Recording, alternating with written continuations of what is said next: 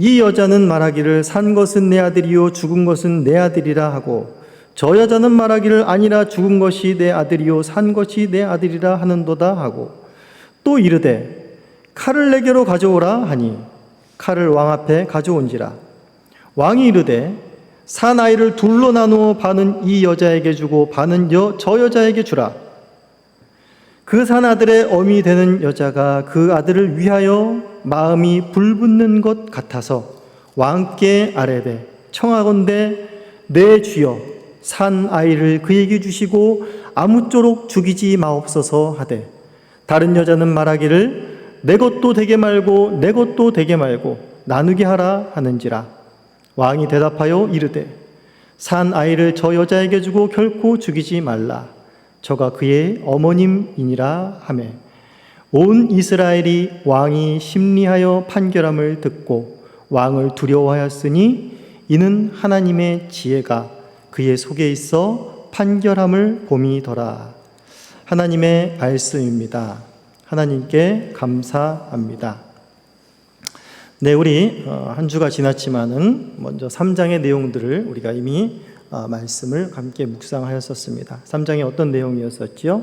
솔로몬이 이제 기브온에서 기브온 산당에서 하나님 앞에 제사를 드리고 난 다음에 꿈에 이제 하나님께서 나타나셔서 솔로몬에게 무엇을 구하라, 내가 너에게 무엇을 줄꼬라고 물었을 때 솔로몬이 구한 것이 무엇입니까? 3장 9절에 보시면 내가 주의 이 많은 백성을 재판할 수 있사오리이까 듣는 마음을 종에게 주사 주의 백성을 재판하여 선악을 분별하게 하옵소서라고 말합니다.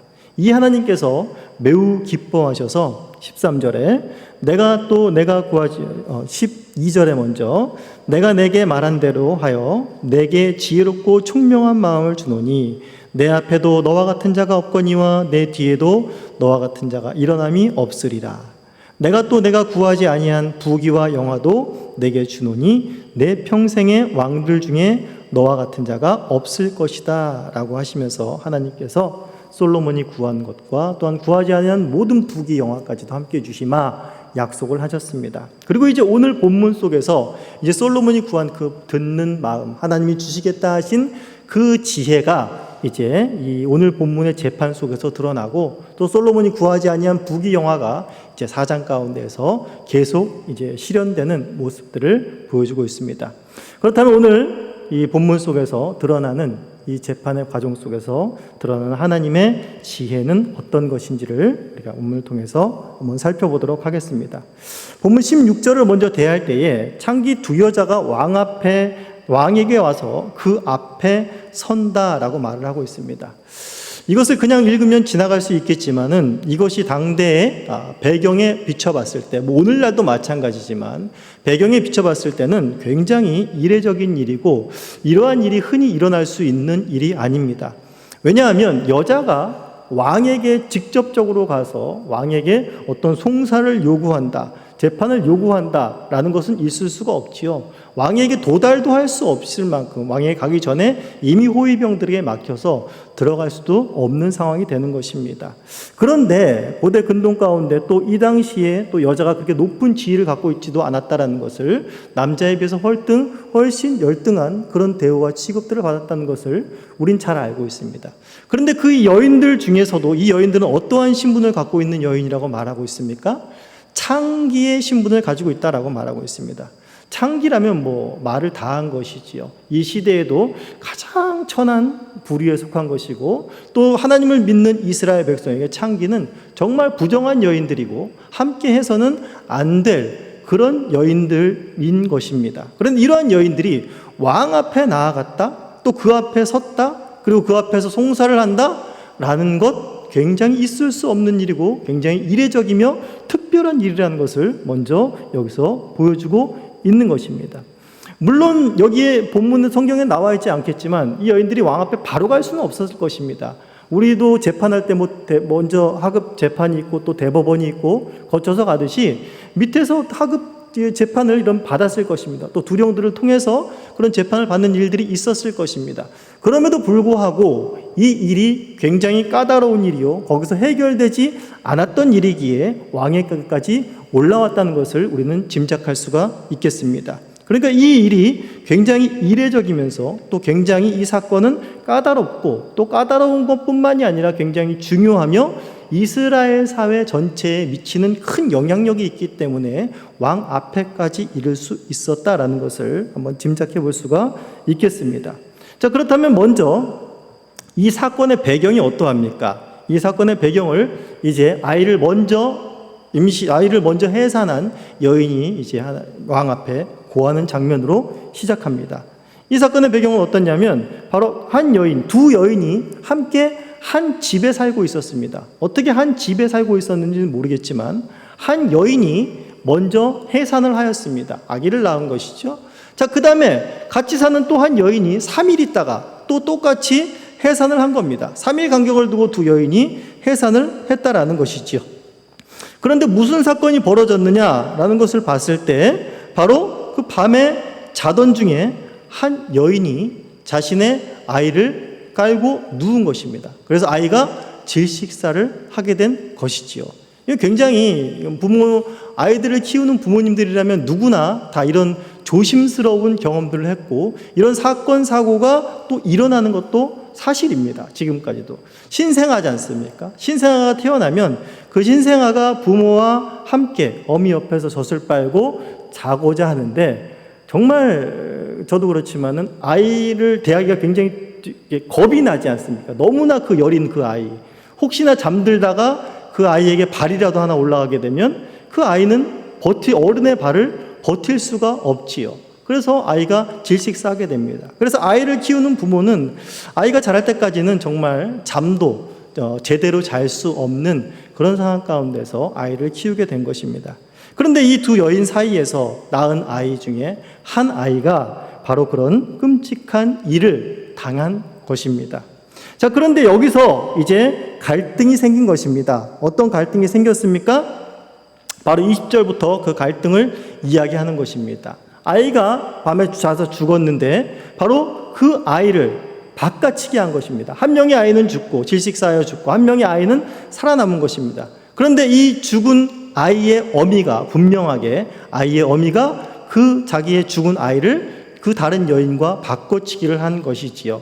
그러면서 이제 둘이 옥신각신 아침에 깨어서 이제 싸움이 벌어진 것이겠지요. 이 죽은 아이가 너의 아이다. 이 아이가 네 아이다. 이러면서 서로 산 아이가 내 아이고 죽은 아이는 네 아이다. 라고 하면서 이런 싸움이 벌어져서 이 송사에까지 이르게 된 것입니다. 자, 그런데 중요한 것은 무엇인가 하면 여기 본문 속에서도 아까 나와 있었는데 거기에 이 두 여인과 아기 외에는 어떻다고 했습니까? 다른 사람이 18절 마지막에 아무도 없었다라는 것입니다. 그러니까 이 일을 지켜본 증인이 아무도 없는 것입니다. 이 사건의 결말은, 이 사건의 진위는 누구만 알고 있는 것입니까? 그 두 여인밖에는 알 수가 없는 것입니다. 아이는 신생아니 당연히 아무것도 분별을 못하니 알 수가 없는 것이지요. 그렇기 때문에 어떤 증거도 없습니다. 오늘날처럼 무슨 유전자 검사나 이런 것들이 있다면은 금방 판독되었겠지만 여기선 그런 것을 할 수 없는 상황이기 때문에 굉장히 곤란한 상황 가운데 있음은 분명한 것입니다. 그런데 이제 솔로몬의 판결이 이어집니다. 23절부터 보시면 왕이 이제 말하기를 이 여인도 자기가 산 아이가 자기 것이라고 그러고 죽은 애가 당신 것이라고 그러고 또 이 여인도 자기가 산 아이가 자기 것이라고 말하니까 24절에 이런 판결을 내립니다. 정말 이것이 하나님의 지혜인가, 솔로몬이 하나님으로부터 받은 지혜인가를 의심하게 할 만한 굉장히 충격적인 판결을 내립니다. 그 판결은 무엇입니까? 25절에 보시면 산 아이를 둘로 나누어서 반은 이 여자에게 주고 반은 저 여자에게 주어라 라고 판결을 내립니다. 그런데 이 판결이 떨어지자마자 한 여인이 엄청난 반응을 합니다. 26절에 어떤 반응을 합니까? 그 산 아들의 어미 되는 여자가 뭐라고 말하고 있습니까? 아들을 위하여 마음에 불 붙는 것 같았다라고 이야기를 하고 있습니다. 그러면서 뭐라고 말합니까? 저 아이를 그에게 주시라 라고 말합니다. 그리고 아무토록 그 아이가 죽지 않게 하소서라고 말을 하고 있는 것입니다. 그리고 다른 여인은 어떻게 말합니까? 내 것도 되지 않게 하고 저 여인의 것도 되게 하지 말라, 반으로 나누라 라고 말을 하게 됩니다. 여기서 마음에 부릴 듯한 그 여인을 성경은 뭐라고 말하고 있습니까? 그 산 아이의 어머니라고 말을 하고 있습니다. 여기서 지금 이 여인은 무엇을 고백한 것입니까? 말로만 치자면 이 여인은 내가 바꿔치겠습니다 라고 말하는 겁니다. 어미는 저 여자입니다. 그러니까 내 아이를 살려주십시오 라고 말하는 건 뭡니까? 내가 거짓말했습니다. 내가 죄인입니다. 그러니까 이 아이만은 살려주십시오 라고 말하는 것입니다. 자기가 스스로 죄를 자백한 것 같지만 이 여인은 무엇을 드러낸 겁니까? 아이를 향해서, 내 자식을 향해서 그 모성애가 터질 듯하게, 그 사랑이 그 마음속에 부릴 듯하게 일어나서 그렇게 말하지 아니할 수가 없었던 것입니다. 이것은 누가 봐도 누가 어미인 줄 아는 것입니까?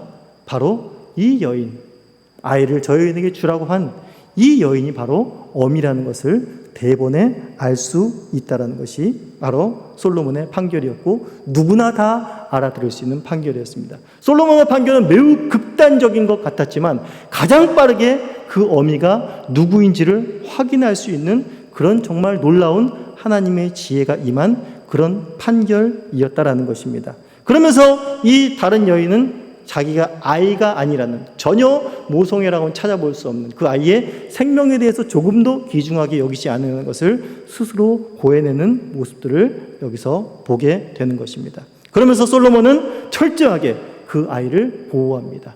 솔로몬 자체가 처음부터 그 아이를 죽일 생각이 없었던 것이지요. 하나님께서 지혜를 주신 솔로몬이 그런 판결을, 그런 실행을 할 리는 전혀 없었던 것입니다. 아이를 보호하기 위함이었고 어미를 찾아주기 위한 그런 지혜로운 판결이었던 것입니다. 그래서 아이는 부모의 품으로 돌아가게 되고, 온 이스라엘의 왕이 심리하여 이런 판결함을 듣고 온 이스라엘은 바로 왕을 두려워하게 되었다라고 말하고 있습니다. 왕을 두려워하게 되었다는 것은 무엇인가 하면 왕을 경외하게 되었다는 것입니다. 그 왕을 이제 왕으로서 백성들이 모두 대할 그런 마음의 준비와 이 사건을 통해서 자세가 갖추어졌다라고 이야기하고 있는 것입니다.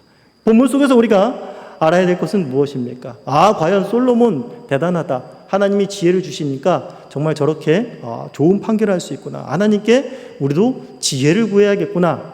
하나님께 우리도 듣는 마음을 구해야겠구나. 구하니까 하나님이 주셔서 이렇게 놀라운 판결을 할 수 있고 왕의 왕다운 모습을 보일 수 있겠구나 라는 것 이전에 무엇을 우리가 알아야겠습니까? 바로 이것은 솔로몬이 지혜를 구했기 때문이나, 또 솔로몬의 지혜와 명철이 하나님으로부터 좀 받아서 그가 좀 더 지혜로워진 그의 지혜가 좀 더 업그레이드된 그런 상태나 수준이 아니라 바로 솔로몬을 통해서 하나님이 지혜로 이스라엘을 다스린다라는 것을 보여주는 것입니다. 28절 마지막에 뭐라고 말하고 있습니까? 이는 하나님의 지혜가 그의 속에 있어 판결함을 보이더라 라고 말하는 것입니다. 판결하는 것이 누구입니까? 솔로몬을 통해서 하나님의 지혜가 판결한 것입니다. 즉 솔로몬은 하나님의 지혜에 사로잡힌 것이고, 온전히 그 하나님의 지혜가 솔로몬을 통하여서 바로 이스라엘의 이 가장 천하고 낮은 자들에게까지 하나님의 긍휼과 자비가, 하나님의 공의가 온전히 실현된 것을 오늘 본문 속에서 보여주고 있다라는 것입니다. 오늘 본문 통해서 좀 우리가 살펴봐야 될 것은 무엇인가 하면, 다시 한번 좀 생각해 봐야 될 것은, 오늘 이 사건은 정말 그대로 풀자면 오늘날에는 너무나 쉽게 해결할 수 있는 사건이지만 당대엔 너무나 어려운 사건입니다. 누가 진짜이고 누가 가짜인지는 이 두 여인밖에는 알지 못합니다. 그러면 이것이 해결되려면 어떻게 해야 됩니까? 이 두 여인이 진실을 말해야 되는 것입니다. 그 두 여인 안에 마음에 있는 진실을 끄집어내야만이 알 수가 있는 것입니다. 하나님이야 그 여인들이 입으로 꺼내지 않아도 알 수 있지만 솔로몬이나 다른 사람들은 전혀 알 길이 없는 것입니다. 그런데 하나님의 지혜로 솔로몬이 판결했을 때 무슨 역사가 벌어졌습니까? 바로 그 여인들의 안에 있던 그 마음이 터져 나온 것입니다. 그래서 모두가 누가 친엄인지를 알게 하고 그들의 마음이 어떠한 자였는지를 모두가 알게 된 것이 하나님의 지혜의 놀라움이라는 것입니다.